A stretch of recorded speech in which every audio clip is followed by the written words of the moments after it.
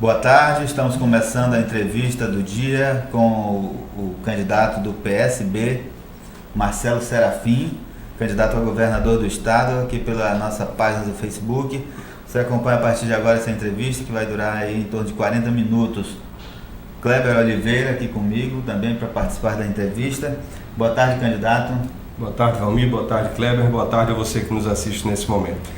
Candidato, o PSB se uniu com o PMN, né?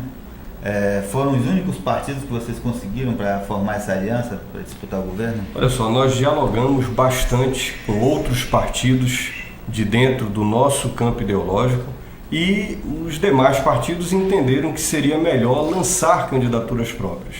O PSB e o PMN, eu juntamente com o Sirlan Cohen, decidimos lançar essa chapa, que é uma chapa que tem uma característica inovadora, que tem um compromisso com o novo, um compromisso com um governo moderno, transparente, jovial, e eu tenho a mais absoluta certeza que nós conseguiremos alcançar um belo resultado no próximo dia 6 de agosto. Fazemos uma campanha extremamente propositiva, crítica quando tem que ser crítica e criativa. Eu tenho a plena convicção, Valmir e Kleber, que nenhuma campanha, mesmo as mais milionárias que temos por aqui, é mais criativa do que a campanha do 40. Esse partido, o PMN, o senhor considera que ele tem força suficiente para viabilizar a sua campanha? Com mais absoluta certeza, o PMN tem um quadro partidário muito qualificado. Nós temos 3 vereadores dentro do PSB, 2 vereadores dentro do PMN, uma boa bancada lá dentro da Câmara para poder combater o bom combate.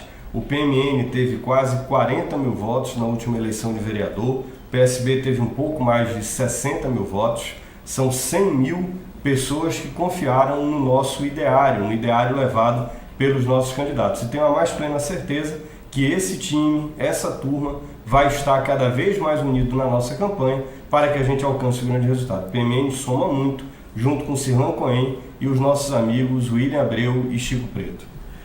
Candidato, o senhor falou da criatividade na campanha. Essa criatividade não pode ser confundida com uma brincadeira ali da... Não, nós levamos muito a sério, tanto levamos a sério, que estamos o tempo todo preocupados em lhe alertar para o grande golpe que querem dar aqui dentro do estado. Fazer uma campanha que pode ter um segundo turno entre Eduardo e Amazonino é algo que ninguém pode aceitar para o estado do Amazonas. Nós vamos denunciar essa gente até o último momento. A nossa campanha ela é extremamente criativa, muito crítica a essa velha escola política e propositiva. Não tem ninguém que tenha propostas como nós temos. Os nossos adversários usam a desculpa dos 14 meses para dizer que não dá para fazer nada, quando dá para fazer muita coisa. Você fazendo gestão, sobrará dinheiro em determinadas áreas para que a gente possa investir na prioridade. Qual é o diferencial do seu projeto em relação a esse velho grupo que está aí já na política do Amazonas? Olha só, você pega entrevistas, por exemplo, do Amazonino, que quando questionado qual é a proposta dele para a saúde, ele diz que não tem proposta para a saúde. O Eduardo, se você for espremer o programa de governo dele, é tudo uma série de desculpas esfarrapadas para dizer que não dá para fazer em 14 meses. Eles usam muito a história de que eles têm experiência, que eles sabem fazer gestão e que nós que somos mais jovens não temos essa qualificação e essa experiência. A experiência deles de estar envolvidos em escândalos de corrupção, efetivamente a gente não tem. A gente tem a boa experiência, a experiência de escutar você, de escutar a pessoa mais simples, a mais qualificada, os empresários da nossa cidade, os trabalhadores, para que a gente possa coletar as mais diversas sugestões e fazer um grande mandato ao longo dos próximos 14 meses. Eu tenho a mais plena convicção de que nós daremos, com uma boa gestão, uma outra visão de saúde, segurança, geração de emprego e educação. Agora nós temos aí 9 candidatos disputando e as pesquisas eleitorais mostram que a sua candidatura está ali nas últimas colocações. Como é que o senhor pretende reverter essa situação? Me botam no meio, né? Tem 4 acima e 4 abaixo. Né? Eu estou ali no meio, estou em 5º lugar em todas as pesquisas, as sérias que estão sendo publicadas e nas nossas de consumo interno. Nós temos um objetivo claro de passar para o segundo turno. Ainda faltam 19 dias e nós temos 19 dias para termos boas apresentações nos debates, como estamos tendo, boas apresentações nas entrevistas, nos programas de televisão, e eu tenho a mais absoluta certeza de que o nosso nome hoje chega em todos os cantos do estado e que no próximo dia 6 nós teremos uma bela votação. Se vamos chegar no segundo turno, Valmir, eu não sei, mas eu tenho a mais absoluta certeza que no dia 6 à noite a nossa campanha será uma das mais vitoriosas, porque nós não estamos nos curvando ao poder, não estamos nos submetendo a vender a nossa história para termos tempo de televisão ou estrutura de campanha. Eu sempre digo que na vida pública você não pode trocar a postura pela estrutura. Tem gente que acha mais importante ter estrutura política do que ter postura política. Nós optamos sempre pela postura. Pode ser até que não dê agora, mas na próxima com certeza a gente chega lá. Ontem o senhor participou de um debate na UEA, ontem à noite, e nesse debate o senhor deu uma resposta ali ao candidato a vice na chapa do Eduardo Braga, o Marcelo Ramos,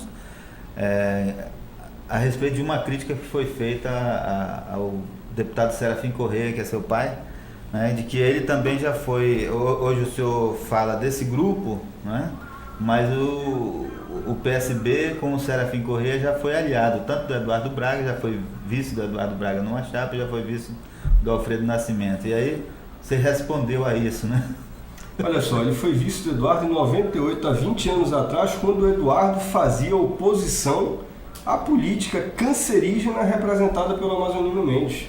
O que é que queriam? Que a gente apoiasse o Amazonino naquele momento? Nós não tínhamos outra opção. O Eduardo, naquele momento, parecia ser a melhor opção. Depois, ele fez uma construção totalmente distorcida de toda a sua história. O Alfredo, quando nós compusemos com ele não era o Alfredo demitido por corrupção do governo Dilma. É totalmente diferente. O Marcelo, ele se aliou ao Alfredo, demitido por corrupção do governo Dilma, e ao Eduardo, que ele mandou ajoelhar no milho. Agora ele próprio ajoelha no milho. Tanto é que é satirizado por todos os cantos da cidade e não consegue sair à rua pedir voto. Ele só consegue sair na rua para se explicar. O senhor não teme uma rejeição do eleitorado à sua candidatura em função desse passado partidário? Ainda em relação a isso, candidato...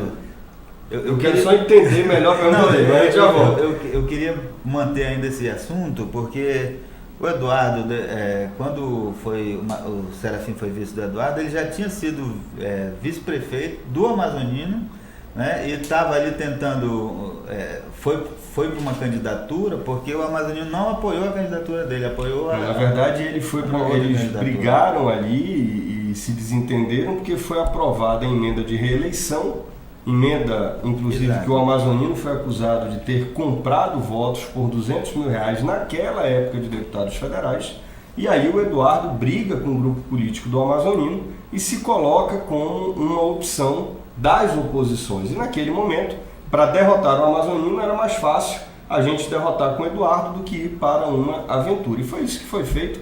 Isso fazem 20 anos. Em 20 anos muitas coisas mudaram. O Eduardo está aí todo sujo, tem que se limpar, não tinha que ser candidato, tinha que estar mais preocupado em limpar um pouquinho a sua imagem do que ser candidato. Ficará de fora do segundo turno com a mais absoluta certeza.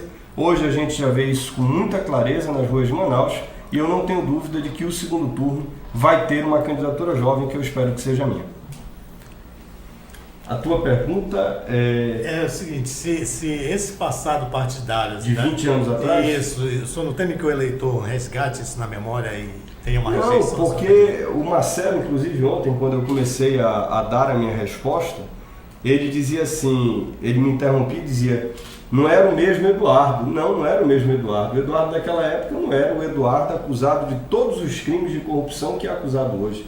A população tem muita clareza disso. Naquela época a gente tinha uma outra realidade política. A política era dinâmica. Agora, você não vai me ver aliado com Eduardo e Amazonino. Eu sou eu. Você não pode me julgar pelo passado. Você tem que me julgar de agora em diante. Eu não fui vice do Eduardo. Foi o meu pai que foi vice e foi vice num momento conjuntural totalmente diferente. Nos dias de hoje você não vai nos ver em hipótese nenhuma junto com o Eduardo e com o Amazonino. Candidato, vamos falar de propostas. Então, o senhor tem uma proposta, o senhor tem falado sobre emprego e renda e, como todos os candidatos, fala de desenvolvimento do interior do estado, né? Criar alternativas ao polo industrial de Manaus. Que alternativas podem ser criadas, por exemplo? Olha só, a geração de empregos tem vários polos. Nós temos que fortalecer a indústria e o comércio. Como? Reduzindo a burocracia. A burocracia do Estado, ela maltrata e massacra a geração de emprego por parte da indústria e do comércio.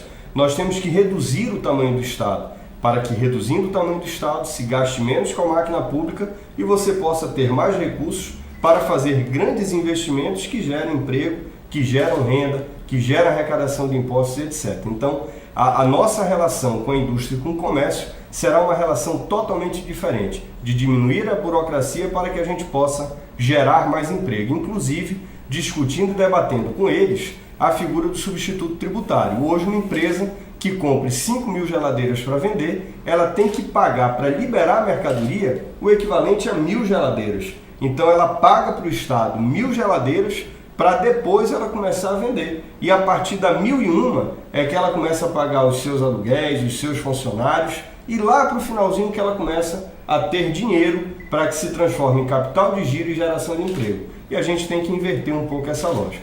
Ainda em relação à geração de emprego, nós precisamos fortalecer um polo fundamental dentro do estado do Amazonas, que é o polo de turismo. O Amazonas tem uma das maiores capacidades do mundo para se transformar em um grande polo pesqueiro, de pesca esportiva. E nós precisamos incentivar, através de financiamentos da FEAM, através de todo o incentivo do Estado, das liberações do IPAAM que não saem e que não são feitas a contento. Além disso, nós vamos estar trabalhando junto ao interior do Estado para que o setor primário seja fortalecido. O setor primário dentro do interior é um dos que mais gera emprego e renda. E nós precisamos mudar essa realidade. É inadmissível que nos dias de hoje nós continuemos comprando e comendo tambaqui de Porto Velho. O Amazonas pode mais, ele é mais capaz e eu tenho a mais absoluta certeza que com a CEPROR azeitada, com a AFEAM financiando o pequeno produtor, nós teremos um estado diferente já nos próximos 14 meses. É assim que acontece em todos os estados? O governo é que tem que fazer esse aporte de recursos para fazendo nos investimentos privados? Nos pequenos produtores, né, Valmir? A gente não pode confundir. Por exemplo, a AFEAM financiou há pouco tempo atrás um grande hotel na cidade do Rio Preto da Eva. Ela investiu lá dentro 20 milhões de reais. Esse dinheiro não vai voltar para o Estado e o Estado perde esse dinheiro. Se você pode investir 20 milhões de reais em um empreendimento que gera 30, 40 empregos e pode pegar esses 20 milhões de reais e dividir por 100 empreendimentos pequenos dentro do interior que gerem muito mais emprego, muitas vezes você pode até não receber, mas você acaba recebendo de outra forma. Na hora que você fixa o homem no interior do estado, na hora em que você faz a geração de emprego, de renda, você estimula o comércio local e acaba recebendo isso de volta em imposto.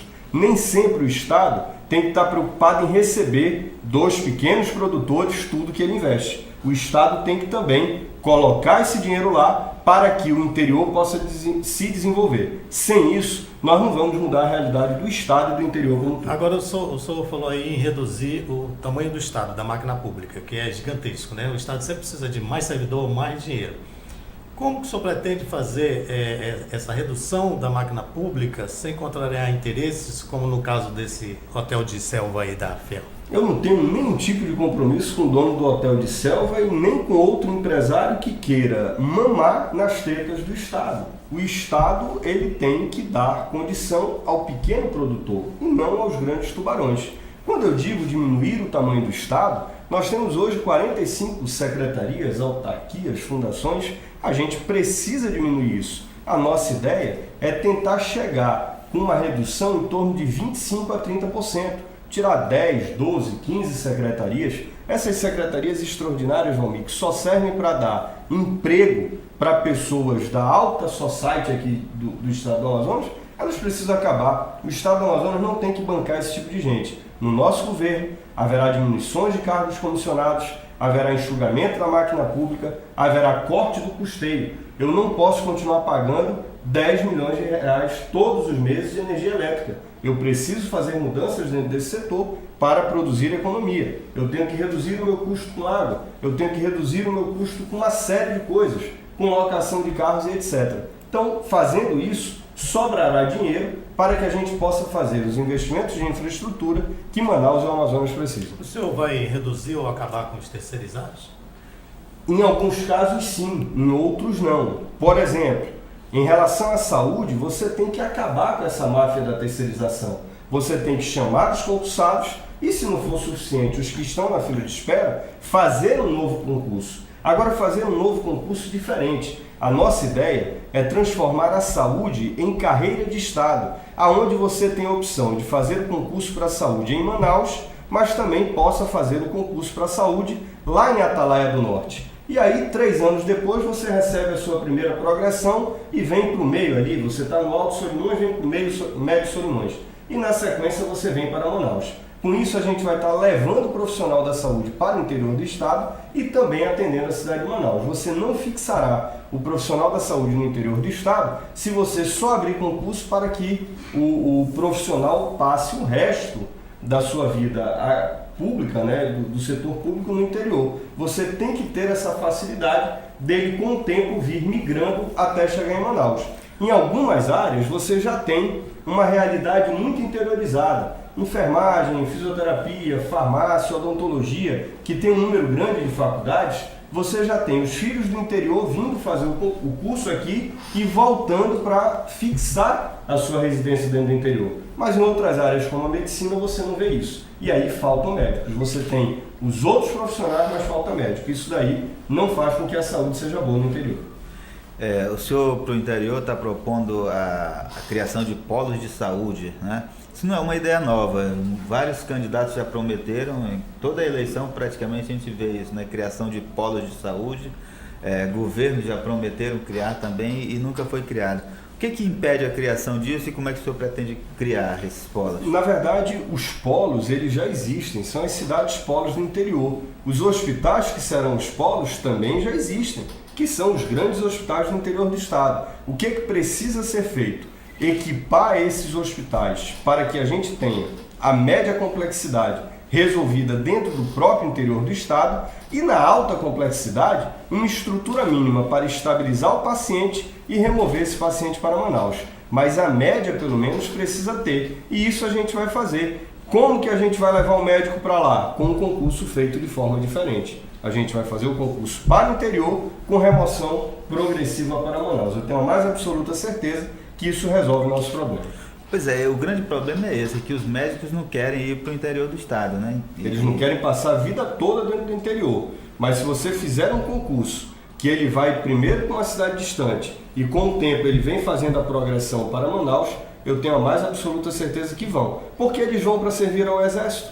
Por que eles não iriam para servir o Estado? Nos últimos concursos feitos no Amazonas, tem aparecido poucos médicos interessados, porque hoje é mais vantajoso você ser de uma cooperativa do que ser um médico empregado no Estado. Não é mais. Hoje, essa realidade já é bem diferente. Os próprios médicos reconhecem isso. O que eles querem? Querem um salário justo dentro do Estado. E isso o Estado pode dar. A cooperativa, que lá atrás ela era efetivamente viável para os médicos, hoje eles veem que não é mais. Eu tenho uma médica vizinha minha que trabalhou na cooperativa, trabalha até hoje, pediu demissão do Estado há 20 anos atrás e hoje ela teria tempo para se aposentar e ela não consegue mais se aposentar. Ela vai ter que trabalhar até os seus 70, 80 anos de idade. Isso daí ela não quer mais para a vida dela, só que ela já não tem mais saída, ela não tem mais opção. Pois também porque não existe mais cooperativa, né? As cooperativas que foram criadas são empresas, viraram empresas, né? E essas empresas, o médico vira um funcionário da empresa, não mais um cooperado. Exatamente. Candidato, o senhor fala nos seus programas eleitorais de crise. O senhor disse que o Amazonas vive a sua pior crise, crise econômica, né? Crise financeira. Isso não é o resultado de uma crise nacional? Existe uma culpa do gestor aqui? Vamos lá. Tem uma crise financeira que é nacional. Tem uma crise de segurança que é local. Tem uma crise na saúde que é local. E tem uma crise moral que são desses velhos candidatos aí querendo voltar. ninguém pode achar que o Amazonas vai ser diferente votando em Braga e Amazonino. O Amazonas vai continuar a mesma coisa se o eleitor optar por Braga e Amazonino. A crise é sim financeira, mas ela também é na saúde, na segurança, muito por conta da crise financeira e principalmente moral. Nós temos uma crise moral aqui dentro. Como é que o senhor pretende administrar essa crise, justamente nessa questão financeira, com perda de recursos na arrecadação do Estado? Como é que o senhor pretende um ano? Com boa gestão, olha só, eu vou te dar um exemplo na educação. A gente gasta mais ou menos 40 milhões de reais para comprar merenda escolar que vai para o interior. E gasta os mesmos 40 milhões de reais para mandar essa merenda para o interior. Não é muito mais lógico a gente mandar o recurso para a diretora da escola, em um CNPJ aberto da escola, com fiscalização de associação de pais e mestres, para que essa diretora, lá na comunidade do interior, lá nos municípios do interior, comprem essa merenda escolar e possam alimentar essas crianças. A gente economiza 40 milhões com isso. E essa turma aí da velha política, que tem o pensamento antigo, não faz isso. Se nós relicitarmos o projeto da Humanizare, o contrato da Humanizare que comanda os presídios, nós vamos vir a pagar metade do preço que é pago hoje. Por que no resto do Brasil um preso custa algo em torno de 2 mil e no Amazonas está custando 4 mil? Tem coisa errada no contrato. A Humanizare recebe 400 milhões de reais por ano. Se a gente faz isso, a gente vai economizar 200 milhões de reais por ano. Então você tem que fazer vários ajustes dentro da saúde, dentro da educação. Tem que cortar sim. O que for gordura tem que ser cortado para que sobre dinheiro para que a gente faça o macro da educação, o macro da saúde e o macro da segurança pública. Agora, vereador, a terceirização da gestão ela tem se mostrado frágil no sentido de que há muita fraude na aplicação dos recursos públicos. Como é que o Estado pretende fiscalizar, por exemplo, a diretora da escola lá que vai realmente aplicar o dinheiro na merenda? Não é o Estado que vai fiscalizar, é a associação de pais e mestres, é a comunidade. E vamos lá, mas a diretora vai desviar alguma coisa, vai roubar alguma coisa. Tá bom, e os 40 milhões que são comprados de merenda, ninguém está beliscando nada? E esse contrato ridículo de 40 milhões de logística, não tem ninguém pegando nada? É óbvio que tem. Tem coisa errada aí, a gente sabe que tem. Tu não tens a prova, mas tu vê um indíciozinho de fumaça. Eu prefiro dividir isso em 200 pessoas, que eu sei que eu vou ter 10 desonestos e 190 honestos. Os 10 desonestos vão me dar um menor prejuízo do que eu tenho hoje. Imagina você gastar o mesmo que eu gasto para comprar alimentação, para transportar essa alimentação para o interior. Nós vamos economizar numa canetada 40 milhões de reais. Se tiver qualquer um problema dentro dessas diretoras de escola, isso vai ser resolvido. Não esqueça que elas são funcionárias públicas e qualquer erro que possa macular a sua imagem pode resultar no processo administrativo de demissão. Como é que o senhor pretende combater essa crise na segurança pública? Com várias ações. A primeira delas é resolvendo a questão do presídio, tirar o Humanizare, relicitar o contrato, pedir ajuda da Polícia Militar e da Polícia Civil para que uma trabalhe com a inteligência para nos dizer o que está acontecendo dentro dos presídios e a outra trabalhe em vistorias periódicas dentro do presídio para que a gente não deixe ter aparelho celular, arma branca, para que não haja mais problema ainda. Segundo ponto, trabalhar em parceria com a Polícia Federal e com as Forças Armadas, Exército, Marinha e Aeronáutica, dentro da nossa fronteira, para evitar que a droga chegue no estado do Amazonas. Terceiro, trabalhar em parceria com a Prefeitura de Manaus, botando como condicionante a nova discussão de qualquer subsídio ao transporte coletivo, a instalação de botões de pânico dentro dos nossos coletivos, que avisem a polícia qual é o coletivo que tem problema.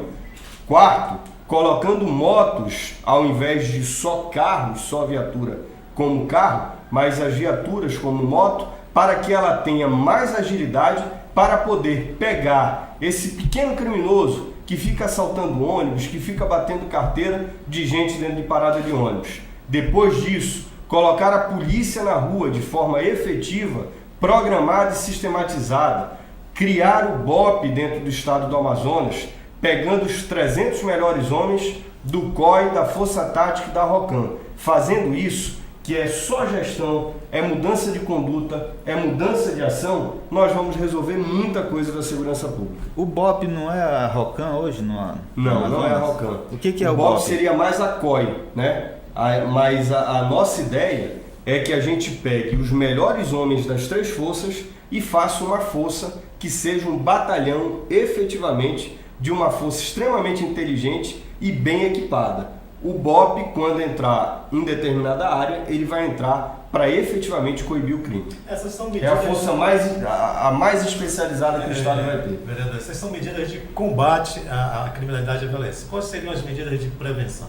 De prevenção, a boa educação, a boa orientação, a boa ação social, a boa geração de emprego e renda. O que cria um criminoso é o Estado, é a força da ação social do Estado, de uma não geração de empregos, de uma saúde sem qualidade, de uma educação que efetivamente não oriente. Nós vamos fazer de tudo dentro da máquina pública para formarmos bons cidadãos. Agora, aquele que quiser descambar para o lado do crime, ele terá a mão forte do Estado para poder coibir. Nós vamos trabalhar na base para evitar que se torne criminoso. Mas quem optar pelo caminho do crime terá a mão forte do Estado. Não dá para o Estado ficar passando a mão na cabeça do bandido. Eu não vou mandar bombom para bandido, não. Isso não pode, essa criação do BOP que o senhor quer, não pode gerar o que a gente está vendo no Rio de Janeiro ali, a polícia... Não, a polícia não combate acirrada ao crime, matando gente inocente também. Não. Todos os de dias. forma alguma. A gente tem mais de 3.000 homicídios aqui no Amazonas. Todo dia, todo tempo, toda hora, tem gente inocente morrendo, Valmir. Eu não posso imaginar que a polícia militar, a polícia civil vão se prestar esse papel. Tem bons policiais e tem maus policiais. Como tem bons profissionais da saúde, tem maus profissionais da saúde. A gente não pode fazer com que toda uma população pague pela minoria que não é tão boa. O BOP vem para ser uma realidade e vai ser uma força forte de repressão a esse crime dentro do Estado. Porque a minha preocupação é de você criar esse conflito social que a gente vê no Rio de Janeiro, entre polícia e bandidos, né, e traficantes, por exemplo, nas favelas do Rio de Janeiro. E a gente não vê ações de inteligência, né, para prender, por exemplo, quem comanda o tráfico. Mas olha só, hoje a minha polícia está com PT-40 e o meu bandido está com fuzil. Tu não acha que o meu policial tem que estar também com fuzil? Tu acha que ele tem que ir brigar com o traficante com uma .40 e o traficante com fuzil? É fuzil para fuzil, não tem conversa. Nós vamos fazer uma política social muito proveitosa, muito parceira do cidadão. Agora, quem quiser ir para o lado do crime vai ter a mão forte do Estado. Eu não vou abrir mão disso enquanto governador.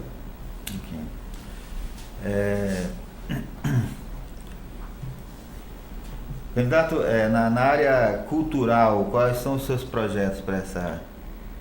Olha só, primeiro, privilegiar a cultura de base. Eu tenho que privilegiar o circo, eu tenho que privilegiar o malabares, eu tenho que privilegiar aquelas pessoas que fazem a cultura de bairro e não a cultura elitista. O Amazonas, ele se firmou no cenário cultural com uma cultura elitista. Aqui tem festival de ópera, tem festival de cinema, mas não tem um festival de circo. Nós precisamos mudar essa realidade e essa realidade será mudada. A gestão na cultura será uma nova gestão com uma nova visão, preocupado com os festivais do interior, que geram emprego, que geram renda, que fazem com que circule dinheiro dentro dos municípios. E com a cultura de base, com os festivais de circo, com os pequenos festivais dentro da base da sociedade para dentro do bairro, porque isso também diminui a violência. Se você tiver oficinas de arte, oficinas de pintura, oficinas de teatro, você vai estar reduzindo, porque você vai tirar esse jovem da vulnerabilidade do crime para dentro da mão do Estado. Se você fizer a mesma coisa no esporte, você tira esse jovem da rua e traz ele para dentro do Estado. E é isso que nós vamos fazer. O governo José Mello cortou, por exemplo, o financiamento para a FECANE, depois para o Carnaval, cortou para o Boi Bumbá. O senhor acha que quando falta dinheiro para o Estado, a arrecadação cai, tem que ser cortado investimentos na cultura mesmo? Olha só, se você não tiver dinheiro para fazer tudo, você tem que cortar um pouquinho de cada. não tem jeito. Se houve uma queda gritante e brutal de arrecadação, você corta um pouco de cada um. E eu tenho certeza que o FECANI não teria ficado chateado, o pessoal do FECANI e de Itacoatiara, se você tivesse reduzido 20% do repasse. Que o Festival Folclórico de Parintins do ano passado, ninguém ficaria chateado se você reduzisse 15, 20, 30% do festival. O problema é que o governo chegou e passou a tesoura em todo mundo. E aí deixou a cultura totalmente desassistida. Esse tipo de conduta é uma conduta equivocada de alguém que não estava preparado efetivamente para governar o nosso estado. O Festival de Parintins, vereador, praticamente já se tornou um evento cultural privado, né, no Amazonas, mas os bumbais, as agremiações ainda querem dinheiro público do governo do estado. Já não está na hora deles andarem com as próprias pernas ou o estado tem que manter ainda essa? Olha só, eu creio que 70% do festival ele já é bancado pela iniciativa privada e não mais pelo estado. Só que segurança, o policiamento, a saúde, toda essa estrutura do estado, ela tem que ir para lá. Eu acho que os bumbais precisam se organizar um pouco melhor. Eu fui agora para o festival. No Bico do Lápis, se você for, você, a sua mulher ou seu filho, comprar passagem aérea, ficar numa arquibancada especial, ficar numa pousada em Parintins, você vai gastar 10 mil reais. E isso não pode continuar. Olha, o buffet da área de camarotes lá em Parintins custava 300 reais a noite por pessoa, para servir um negócio que não valia 10 reais. Então, esse tipo de coisa aí acaba prejudicando o festival. Tem muita gente ganhando dinheiro, quando quem tem que estar ganhando dinheiro é as associações folclóricas. Quando eles conseguirem se organizar, eles terão 100% de independência do Estado. E eu vou trabalhar para que eles se organizem, orientando, ajudando e fazendo o que for preciso. Eu sou um fã do Festival Folclórico de Parintins, torcedor apaixonado do Boi Bumbá Caprichoso, respeitoso ao Boi Bumbá contrário e tenho a mais absoluta certeza de que eles podem fazer uma cultura muito melhor se tiverem mais independência nesse momento. Falando do interior do estado, os prefeitos todos estão reclamando hoje, não é hoje não, mas sempre reclamaram que tem pouco dinheiro para gerir o município. No entanto, a gente percebe aí onde o Ministério Público consegue chegar e investigar desvio de dinheiro, e é muito dinheiro desviado nesses municípios, né, pelos gestores. Como é que o senhor pretende lidar com essa problemática da falta de dinheiro para o interior? Olha só, o interior do estado ele tem as dificuldades desde a época que eu fui deputado federal e antes dela. Óbvio que tem, a gente tenta ajudar de todas as formas, agora o interior precisa se resguardar também, Valmir. O que a gente vê em toda a campanha política do interior é vereador de Parintins, por exemplo, gastando 500 mil reais para se eleger. Na hora que o cara gasta 500, eu gastei 38 mil na minha campanha, acho que foi 38, 35 mil na minha campanha de vereador em Manaus. Aí tem gente em Parintins que gasta 500 mil reais para se eleger vereador. O que esse cara quer de bem para o povo? Nada. Ele vai negociar o mandato inteiro, ele vai extorquir prefeito, ele vai achacar empresário, ele vai fazer tudo de errado. Então, infelizmente, essa mudança parte também da população. É preciso que você do interior que nos escuta agora, se for pegar dinheiro de alguém, que pegue o dinheiro e vote na pessoa certa. Vote em pessoas de bem. Só você pode mudar essa realidade. Nós não podemos. Eu só tenho um voto, tu só tem um voto, Kleber só tem um voto. Quem tem o voto total é o povo do estado do Amazonas. E se ele melhorar a qualidade do voto, por certo, nós teremos outros políticos, porque tem político bandido? Tem, mas quem bota político bandido para ser gestor é o povo, é a sociedade que muitas vezes vende o voto. Vereador, aqui tem uma participação do internauta que está assistindo a entrevista. A Soraya Arruda, ela diz o seguinte: o senhor é a favor ou contra que as escolas públicas sejam gerenciadas pela PM? Totalmente Quais a favor. as chances de, no seu governo, todas as escolas públicas serem gerenciadas pela PM? Totalmente a favor. Eu estava agora há pouco de manhã no programa Agora do SBT e eu falei exatamente sobre isso. Se eu não me engano, foi no programa Agora que eu falei das escolas militares. Nós vamos ampliar as escolas militares, principalmente nas zonas vermelhas de Manaus. Tem áreas dentro da cidade de Manaus que são de altíssima periculosidade. Nessas áreas, as escolas vão ser militares. Nós vamos ampliar o número de escolas militares com a mais absoluta certeza. Tem uma outra pergunta aqui nessa área de cultura, da Soraya Arruda.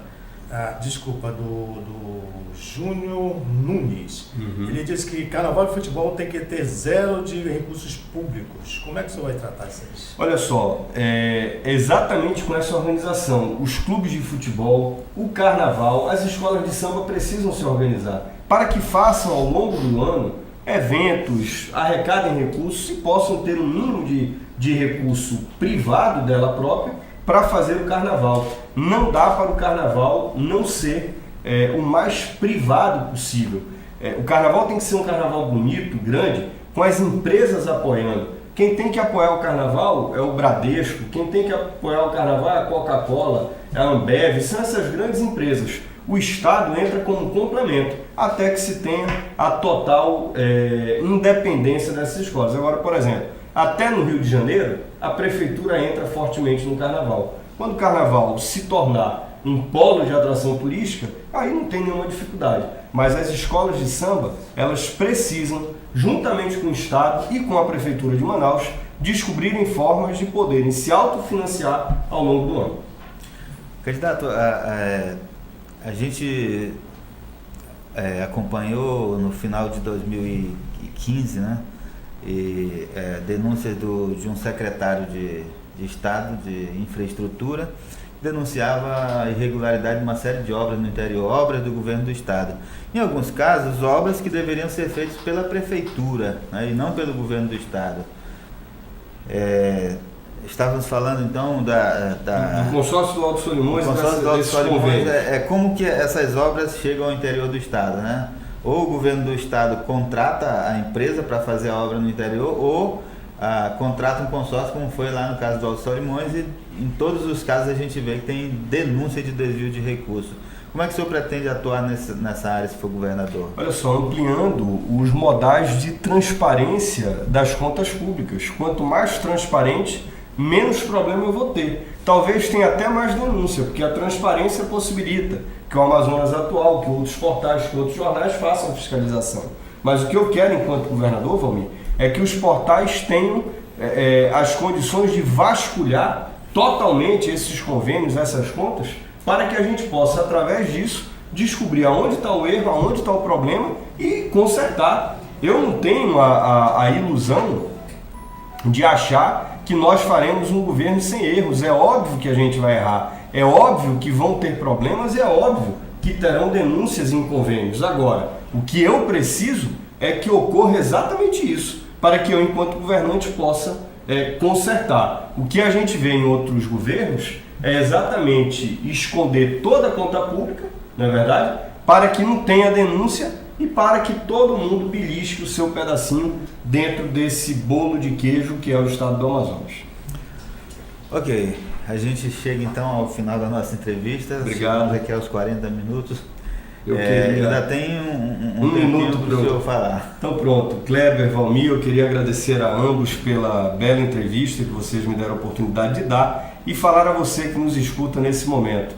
Mostrar ao longo dessa entrevista que nós somos uma campanha, uma chapa, eu e o Cirlan, que temos propostas para o nosso Estado, que temos respostas para as perguntas e que conhecemos bem a realidade, tanto da capital quanto do interior do Estado e a máquina pública grande que o Estado do Amazonas tem. Eu quero lhe pedir que dê uma oportunidade à nova geração política do nosso Estado. Você é testemunha que do jeito que eles fizeram, não deu certo. Chegou a hora da gente virar essa página e seguir um novo caminho. Eu sou Marcelo e peço o seu voto no 40.